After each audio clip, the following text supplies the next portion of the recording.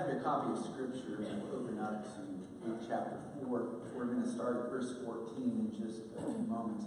How many of you celebrated the new year this year? How many of you made a resolution? I know we ask this almost every year. Any resolution takers? Some of you are to the point you say, why would I even try, right? Why would I even try? I was in a conversation this week with a younger individual who had made several resolutions. And as we were sitting and discussing their New Year's resolutions, one of the things I recognized was most of their resolutions, which most of our resolutions tend to be, were pretty self-serving. Have you ever noticed that about resolutions? They're pretty self-serving. They're to make us feel better about ourselves or to feel better physically. They are to feel better financially. They are hopes of comfort. Comfort's a big deal to us, isn't it? Most of us don't like being uncomfortable. Is there any odd people in the room that would be brave enough to raise your hand and say, I love being uncomfortable? How many of you have ever been away from home before and you went to a hotel or somewhere else and you slept in the bed and you tossed and turned all night because you felt uncomfortable? It was almost painful that you were in this foreign bed. Or you've gone to another person's house and they made a wonderful meal, but it was a kind of food that made you extremely uncomfortable. I remember the first time that I went to somebody's house and they made sushi. I remember the thoughts rolling through my head and the questions of how can I get around this. And I remember taking that first roll of sushi I'd ever eaten in my entire life and putting it in my mouth and wondering if I could swallow it whole. I was uncomfortable. It doesn't feel good to be pushed outside of what I know, where I'm comfortable, what I feel. And there's something about home that brings comfort, right? There's something about being in places we recognize that lull us into kind of a comfort zone. A place where I choose it, the temperature is the way I like the temperature, whether that's hot or cold. The TV is as loud as I want the TV. What I want on the TV, as long as your spouse isn't home, is what you get to watch on TV. We love comfort, and there's something about home that should bring comfort. However, when Jesus in Luke chapter 4 finds his way home to Nazareth, we've celebrated the birth of Jesus and the fact that he and his family went to Bethlehem for the census, and they spent some time there in Bethlehem, and finally, in flight from Herod and his wrath, make their way to Egypt and stay there for some time until Herod's death, and then they make their way to Nazareth, where Jesus spends majority of his childhood and young adulthood, early manhood, and carpentry there in Nazareth. And then he finds his way out in his first kind of year of ministry, is baptized by John, and the voice of God shatters the heavens and speaks, "This is my beloved Son." And Jesus then finds his way into the desert where he is in battle with Satan. And then he finds his way in Luke, as you see, to his hometown of Nazareth. There in Nazareth, I think there must be some expectation. How many of you in your hometown, there was a sign when you drove into town that said, home of the state champions, double A, whatever, football. I lived in a town, near a town, where Dick Van Dyke was born and grew up. And when you drive into town, there's a big sign that says, the home of Dick Van Dyke. When somebody's from some place, we take some sort of credit for them, don't we? Jesus arrives in Nazareth, and I think there is an excitement that is stirred up. They've heard what he's been doing. There have been rumors about Joseph's son, about Mary's son, about what he's done, who he's healed, the command he has of the Scripture. And as he arrives, it says this, and if you want to join me in chapter 4, verse 14, it says, Jesus returned to Galilee in the power of the Holy Spirit, and news about him spread through the whole countryside. He was preaching in their synagogues, and everyone praised him. I'm going to pause there and just make one comment. That is the response to Jesus, isn't it? If I encounter Jesus, it changes me to a place of praise. I understand that Jesus is the Son of God who died for me. There is this expectation and this praise. And then it says this, verse 16, he went to Nazareth where he had been brought up. And on the Sabbath day, he went to the synagogue as was his custom. I'll just pause here. I probably don't need to say this too much to this group of people, but Jesus had a custom, a practice of worshiping on the Sabbath day. For the Jewish people, that was Saturday. And so it was his custom to be a part of corporate worship wherever he was, to worship, because that is the foundation by which God directs and guides and teaches us. And so that's what he has done.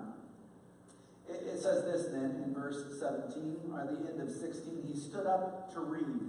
And the scroll of the prophet Isaiah was handed to him.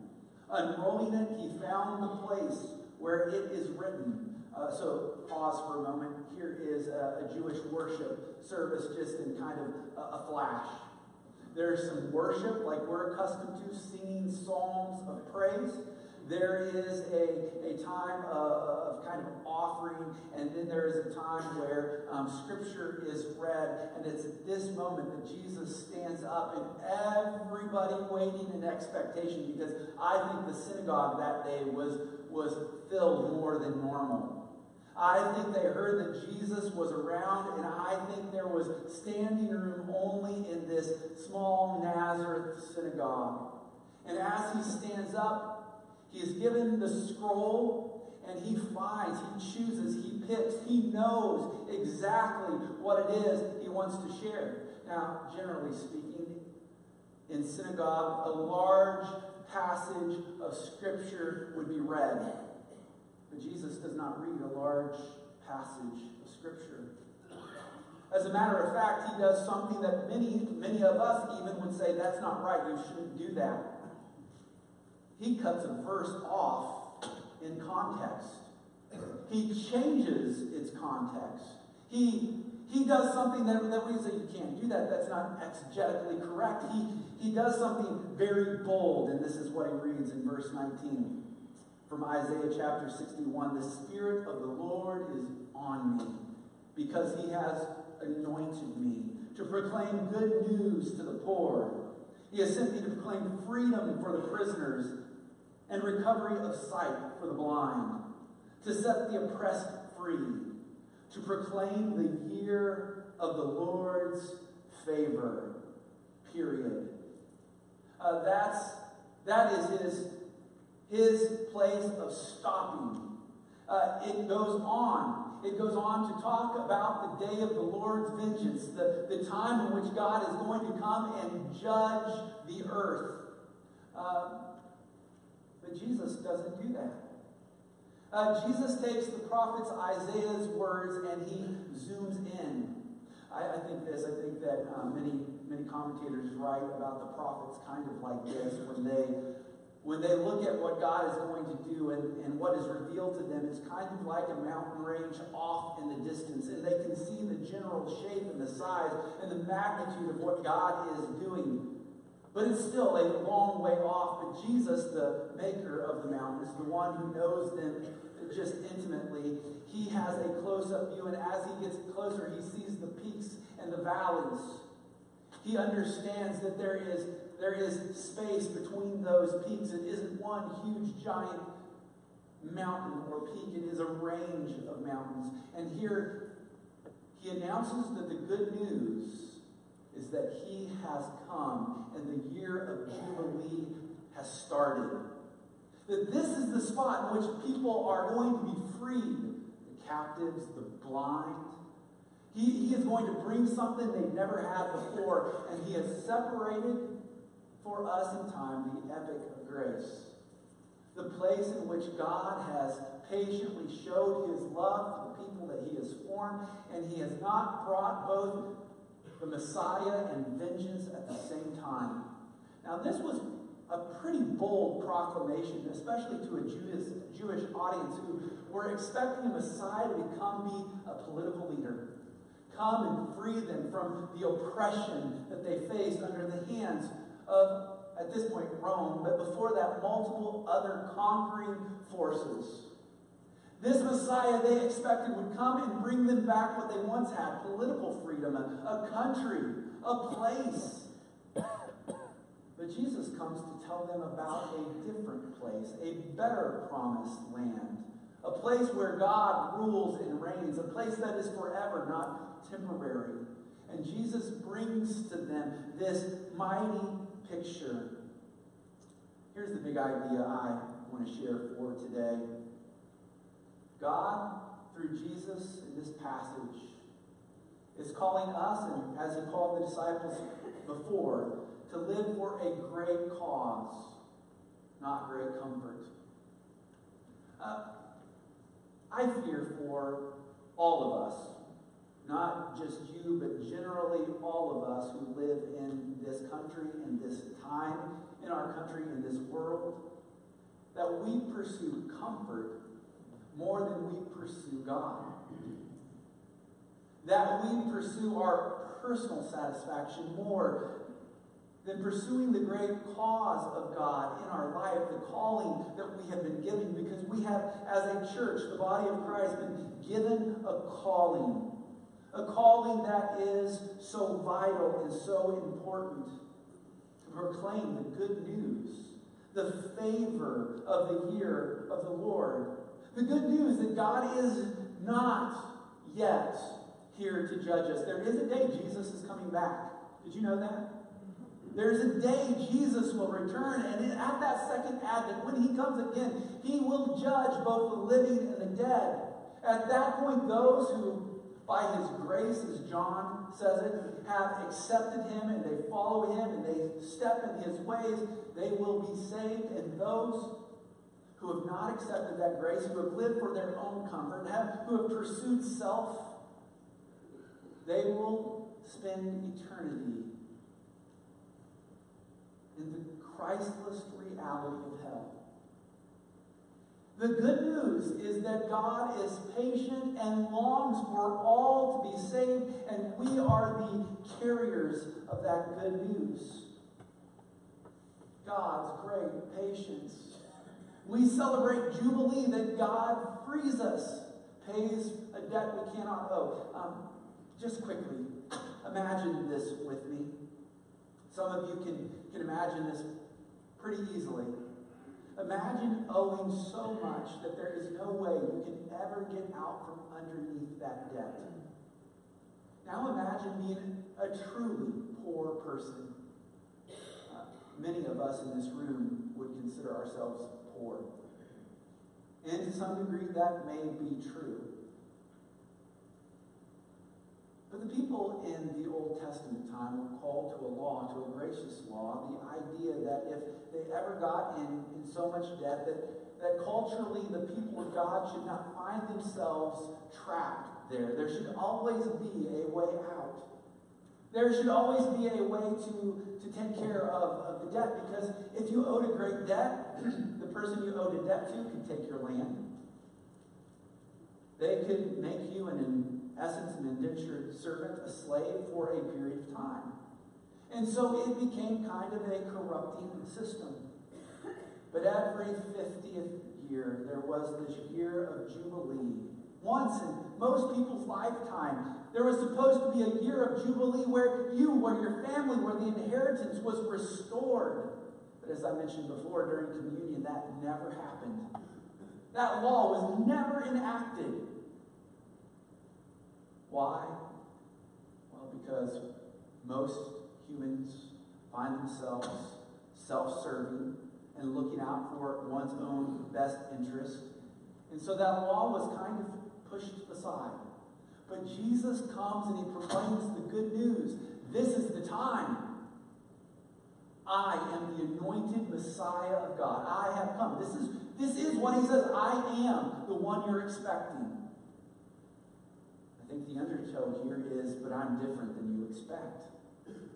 I don't come to bring you temporal comfort. I come with a cause to free you, a cause to give you purpose in life, a cause to drive you and change this world. And so he calls us to be people of the good news. He calls us, as his body, to walk in his footsteps. Because of this good news, we have a great cause that leads us into the footsteps of Jesus. I'm going to put 1 Peter, well, I'm not going to. If we can put 1 Peter up here, chapter 2, verse 21. Check this out. It says, to this you were called. Fill in your name right there. To this, your name, were called. Because Christ suffered for you, leaving you example that you should follow in his steps. For those of us in 2019 who claim the blood of Jesus for the forgiveness of our sins and for the direction of the life, for our life, we are called to literally follow in the footsteps of Jesus. And that's a calling out of our comfort zone into service and sacrifice. That our entire life is a calling to walk in the footsteps of Jesus. And to follow in the footsteps of Jesus is to live for a great cause which disturbs our comfort. Have you ever noticed that before? When you are following Jesus, it disturbs the comfort that you can kind of attain from an earthly standard here in this world. It turns things upside down. It calls us to talk to people, to love people, crazy things like loving our enemies and forgiving those who have hurt us, being generous. He calls us into a lifestyle of following him all the way to the cross, dying to ourselves to serve other people. This is the gospel message.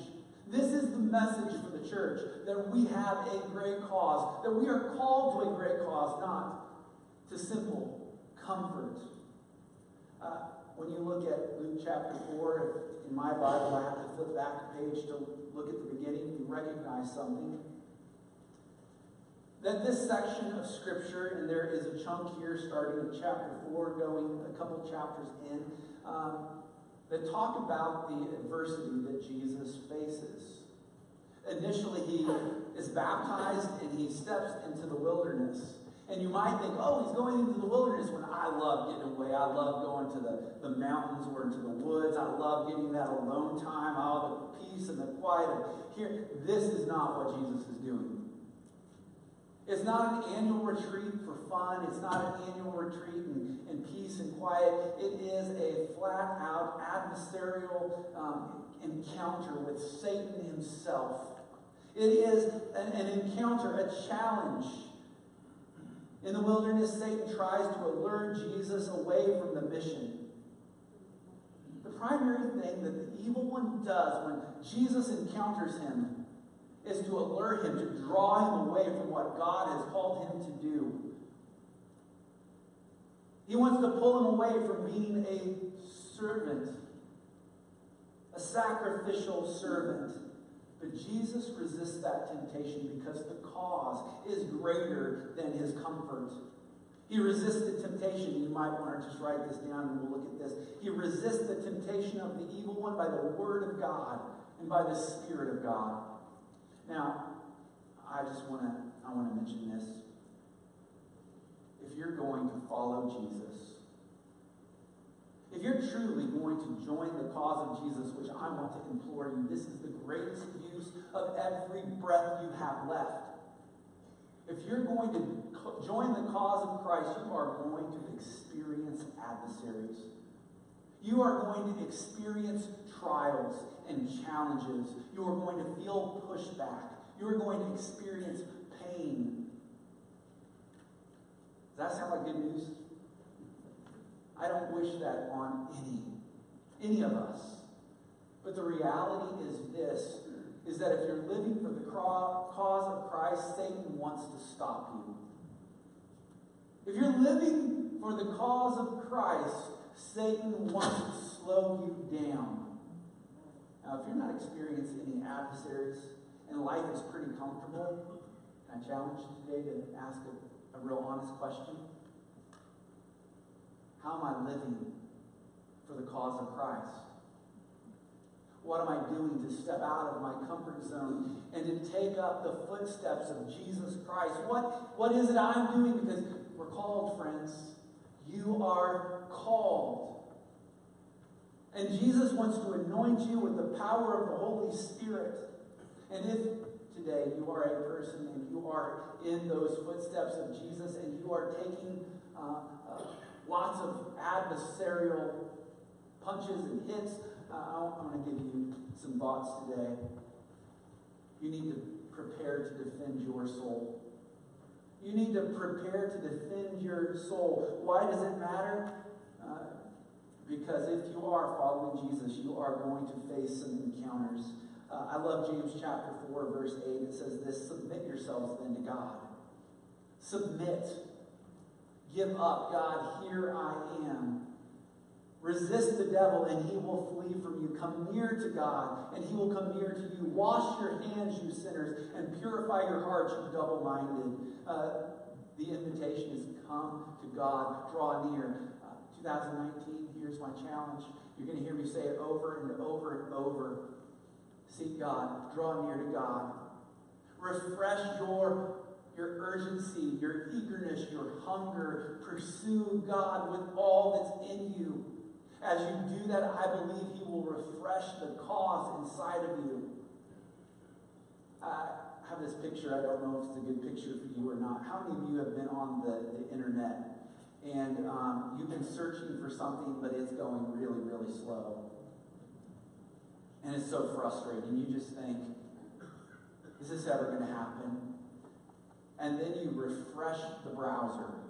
You know what I'm talking about? There's a little button and you refresh it, and suddenly things kind of pick up and move. Sometimes we need a refreshing. That's our prayer and our expectation for this coming week. As we go into what we have kind of deemed winter can't be, our hope is it will be a refreshing of your browser, of your hunger, of your desire, of your pursuit, of your speed to pursue Christ, that you will long to be a part of that. Submit yourselves to God. Resist the devil, and he will flee from you. Resist. Resist the devil. Fight the temptations, the battles, the struggles, the cynicism, the negativity. Fight it. Believe in the message of the good news that Jesus Christ has died for all and that we are bearers of that good news. To follow in the footsteps of Jesus is to live, I'm going to say it again and again, to live for the greatest cause. So here's what I want to do for just a moment. I want to talk about following in the footsteps of Jesus. I want to talk, how many of you watched a bowl game this week? Anybody watch some football this week? Any of you not watch football because your team wasn't in it and you're still a little bitter over that? I don't watch a great deal of TV or football anymore, or sports in general. It eats up a lot of time, and so I don't tend to do that. But this week we had a little bit of time off, and I turned on the TV and I was watching ESPN and I was listening to some of the talking heads, and somebody said something that reminded me of being younger. They said, the best defense is a good... See, I'm not the only one who's ever heard that before. The best defense is a good offense. And I just laugh because my coach used to say that in basketball in high school all the time. You want to just have the ball and keep it. Score. The more you score, the less your defense matters. I don't know if that was a good idea, but there is this phrase, a good offense is kind of the best defense. With that in mind, one of the things I think we as Christians probably do too much. You ready for this? We play defense too much. We don't play offense nearly enough. We don't pursue what God's called us to nearly enough. We just try to protect what we already have, where we already are, what I've already obtained, instead of pushing on to say, God, the cause isn't done. The calling isn't over until I breathe my last.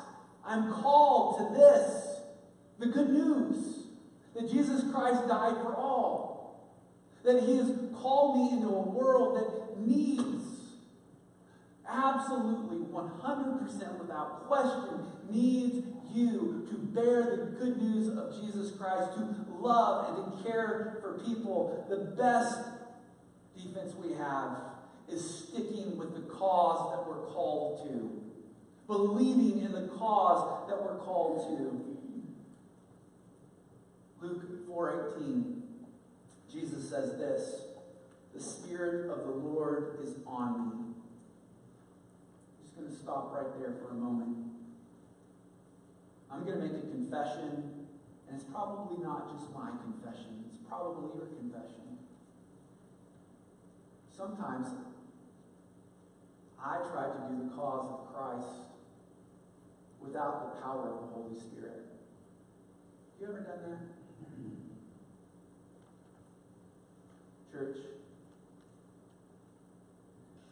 my prayer and my longing for us is that we would be a people once again submitted, anointed, consecrated, that the Holy Spirit would be alive and active and filling us in ways that are fresh and new. In new ways, because the old, it's not enough. It's not enough. We need a fresh filling. The Church of Jesus Christ in the world, in America, in Polk County, it needs a fresh filling of the power of the Holy Spirit. We need to be able to say we're anointed by the Holy Spirit. There is no preacher, there is no worship leader, there is no church that by its own power can do what God has called us to do. We need the fresh filling of the Holy Spirit. And that happens as we submit ourselves, as we consecrate ourselves, as we say, God, enough comfort. I've been living for comfort for a while now, and it hasn't brought the joy and the fulfillment, the shalom, the peace, the wholeness of God that I've been longing for. I want it. I submit. I give up. I follow in your footsteps. Because the Lord has anointed me. This is what Jesus says, and this is in turn for those of us forgiven by Jesus and filled with the Holy Spirit, our mission. Because he has anointed me to proclaim good news to the poor. He has set me to proclaim freedom for the prisoners and recovery of sight for the blind, to set the oppressed free. This gives us our mission. We can reword it in any way we want to. You can say it how God has put it on your heart, but this is our mission. That we are to bring the spiritually poor and the physically poor together, and we're to love them, and we're to bring them good news, and we're to provide for them, both literally and spiritually. This is our calling. It would be wrong to just say this is some liberation theology kind of verse. It isn't. I think Jesus implies in this whole book of Luke that those who are spiritually poor and weak and blind and spiritually oppressed, those are the ones I also come for. But if we ignore meeting the needs of the world around us, the poor in our midst, then we're also living too much in our own comfort zone. God's called us to do great things. That's why I'm so thankful for the many ways that this church serves the poor around the world and locally. But we can do more, can't we? We can give more, not because we want the pats on the back, because we love people. We want to see the world transformed for God. Our mission is to release the spiritual captives, to help them recover eyes, sight, so they can see the way of God, and to liberate the oppressed. One pastor wrote it like this, and I want to read this quote. He says, let's look at some examples from each of these three categories of captives, blind and oppressed. Let it be declared unashamedly and reasonably that the greatest and most loving thing we can do for anyone is release them from the captivity of sin. And he recites Romans 6, verses 22 and 23, to heal them from blindness of unbelief and to set them at liberty from the oppression of Satan. Efforts at social improvement that neglect this great goal will be looked back on by the poor people in hell as a horrible form of ecclesiastical malpractice. Wow. That's powerful. But then he goes on to say this. It is true that when a person becomes a follower of Jesus, his life or her life changes. But it is also true that the way we win people to the greatness of Christ includes doing the great things he has sent us to do. A verbal witness to the value of Jesus without a life of radical commitment to the things he stood for will produce converts who are carbon copies of our fallen culture. Therefore, lifestyles of simplicity for the sake of love are essential if we want to make true disciples. I don't know if you got all that, so let me summarize it like this. We're called to change the culture around us by loving people spiritually and helping meet their needs practically. This is our cause. Can I implore you today to live for a great cause instead of great comfort? I don't know where you are today, and I don't know how the Holy Spirit's working on you, but this is my hope, is that you will ask these questions. Who are the captives around me? Who are the blind? Who are the oppressed? How will I step in to love them? How will I step out of my comfort zone to be the body of Jesus Christ as all of the New Testament calls us to be? I don't know what your action is. But right now, I want you to pray with me that God will give you a specific application to what it is you are personally called to do. And I'll remind you that the footsteps of Jesus are the footsteps of personal sacrifice and of love. They're the footsteps all the way to the cross with the promise of resurrection. They're not easy footsteps, but they are the most meaningful footsteps that we can possibly invest our lives into. We all follow something, but I want us to follow Jesus, empowered by the Holy Spirit.